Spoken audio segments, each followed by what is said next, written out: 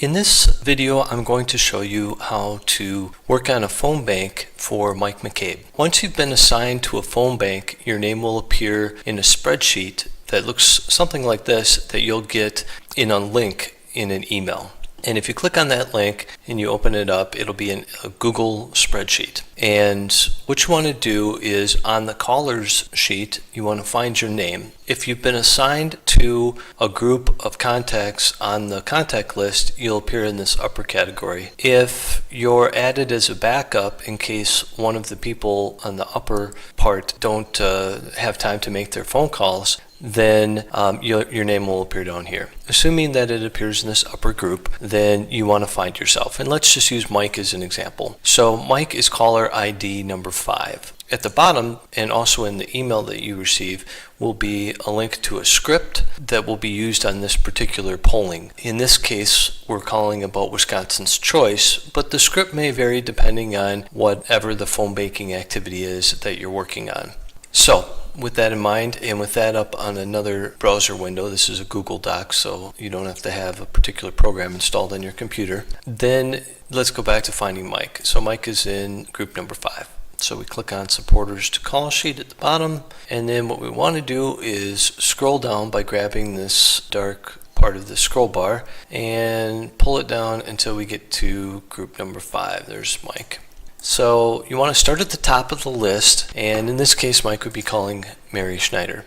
Now Mike has already worked his way down through a number of these calls. You can see that he updated the status column, which indicates the results of his call. So what do these things mean, and what should you put into the status column? Well, that's in the phone banking script. In this particular script, you would start out with some introductory information and a question, and then if you get to this particular point and it happens to be that you're leaving a voice message, you would finish the voice message with the information after this red note. And then once you're done with that, you would put a 2 in the status column for this particular person, indicating that you just left a voice message. Now, if the person said yes to the question in the script, then you jump down this lower part, or if the person says I already voted for Mike, that we'd count that as a yes.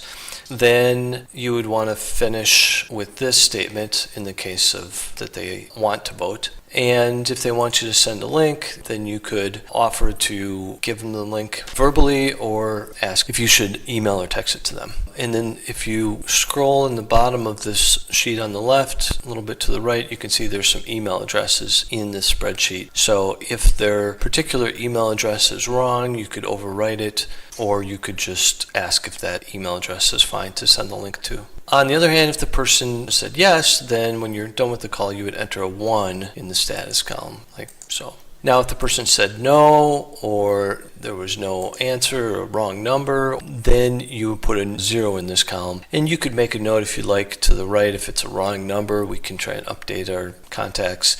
So you would just work your way from the top of the list on down to the bottom of the part of the list that's been assigned to you. In this case, Mike Weird is working his way through most of the list, and as he does, this spreadsheet will automatically update itself, and it'll show that he's completed 38 of the 52 calls assigned to him. And that's basically how the phone banking process works. Thank you very much.